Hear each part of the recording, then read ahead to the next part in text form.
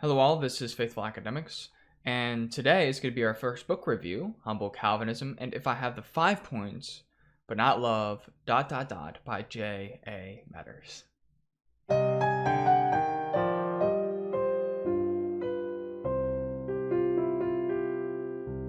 The title of the book suggests precisely what this book is talking about. It's talking about humble Calvinism. And the thing is, and this is the reality, many Calvinists that you'll come across have this issue of being arrogant in their theology, and Metters hopes to go out of his way in describing what actually makes Calvinism a humble theology, one that actually points towards Christianity, and that is something that Calvinists should be. There is no such thing, according to Metters, as an arrogant Calvinist, or at least there should not be. And in doing so, he does this by starting off with an introduction. The introduction is like many introductions, like this is what the book is going to be about, and here is the problem. And then he breaks off that introduction to a second part, talking about the historical jargon, as he calls it, which was a fantastic summary of history. And then he goes into chapter 2, where he says, hey, Calvinism can actually be humble, right? And then he goes into the 5 points of Calvinism, which is the acronym TULIP, that is broken down to total depravity, unconditional election, limited atonement, irresistible grace, and perseverance of the saints. I will have a short description of all of those things in the description below with an attached article. I would say overall, J.A. Metters actually does a pretty good job of getting his point across. He references a lot of the known Calvinistic passages and actually says this is how it should bring you to humility. And then he also references a lot of historical Calvinistic well-known people throughout history, even presently. I would say overall, J.A. Metters does a good job of trying to get his point across that the 5 points of Calvinism should actually lead one into humility. And he does this by quoting a lot of scriptures, as well as taking note of many of the historical and contemporary Calvinistic theologians that are well known within the Calvinistic circle. Let's get started by talking about some of the good things about his book. Let me just start off by saying that J.A. Metters' illustrations were perfect. There were a couple that I didn't like, and I'm actually going to bring up one later in this video. But overall, J.A. Metters' illustrations are great. Many times when I read Christian books, illustrations are either too long or they just don't get the point across at all. Metters has found that sweet point where it's just the right length and it is getting the point across. He found the Goldilocks, he found the sweet spot, and every single time I read an illustration, I understood it. So I got what he was trying to get across. I felt like he wasn't over explaining too much of the time in his illustrations. So good job, Metters.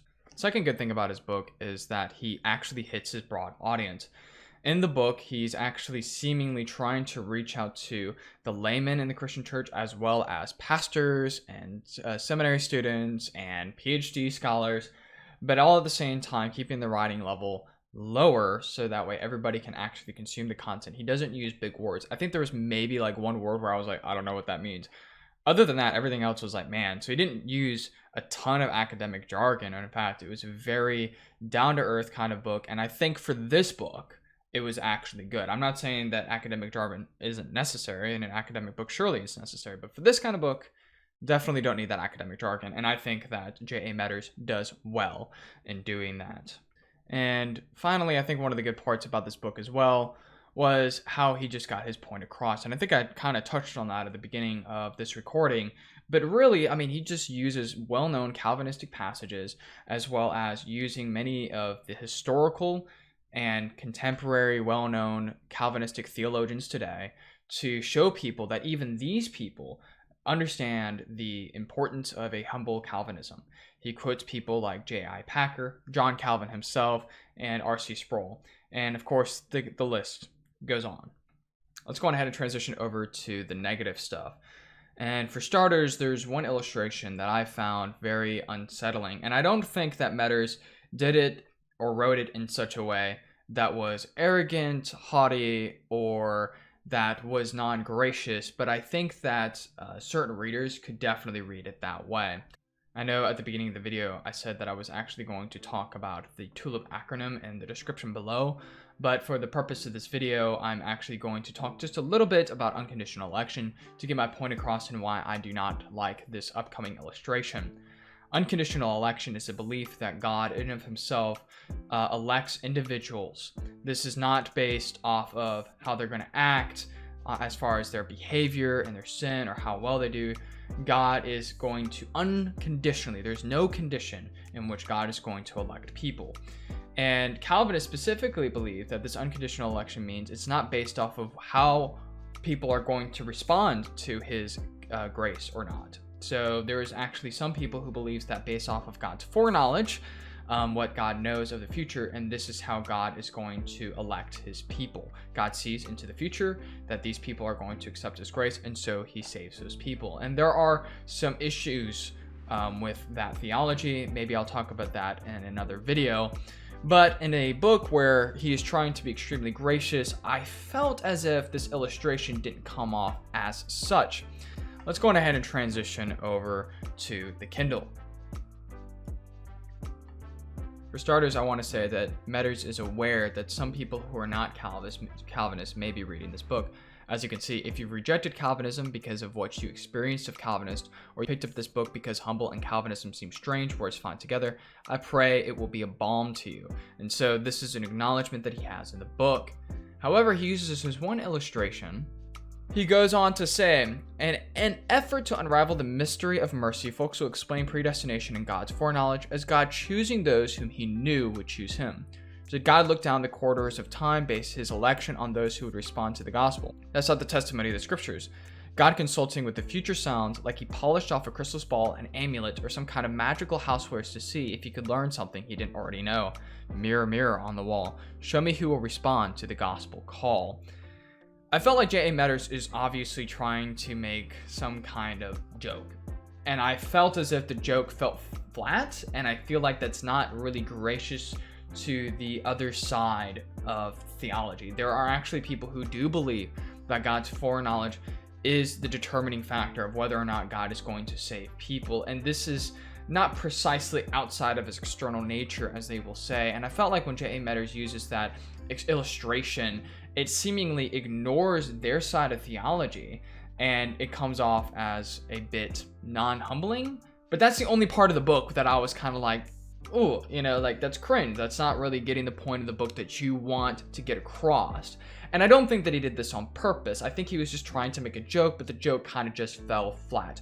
All of his other illustrations are not like this. I'm not saying J.A. Metters is a bad writer. This is just a simple criticism of the book. I think overall he did a great job. I just think that if there's ever a second edition, or he's going to be talking in a public crowd or something like that, me personally, I think that he should probably avoid using this illustration altogether or using a better one. The second problem that I have with this book is that there was a heavy emphasis of New Testament passages with very little to no Old Testament passages. I can't think of an Old Testament passage that was being used. Now, he did use New Testament passages that were in reference to Old Testament passages, but I think that in a book where he's trying to say that Calvinism is biblical and Calvinism leads you to humility, I don't expect him to do huge exegesis. That means going deep down into the text, but it would be nice for him just to be like, look, Calvinism is also in the Old Testament. So once again, if he comes out with maybe a second edition, maybe a separate chapter explaining that stuff, or maybe just, throwing in a couple of Old Testament passages. I was told that by other people that maybe he would have to do way too much exegesis, so maybe this critique is null and void.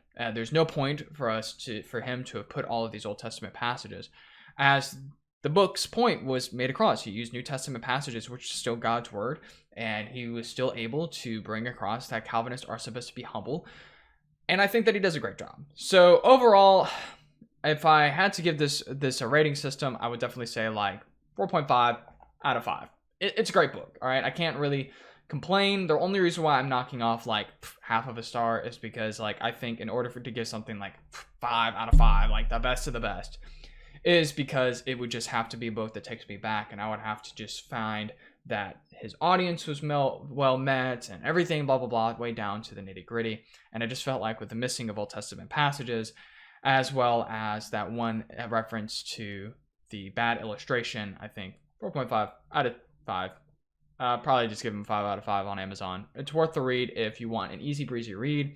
If you don't know what humble Calvinism looks like and you're interested in what humble Calvinism looks like, or you are a Calvinist and somebody's been telling you lately, like, man, I think you need to chill out. I think you need to humble yourself. This is definitely a good book to read, and I would highly recommend it.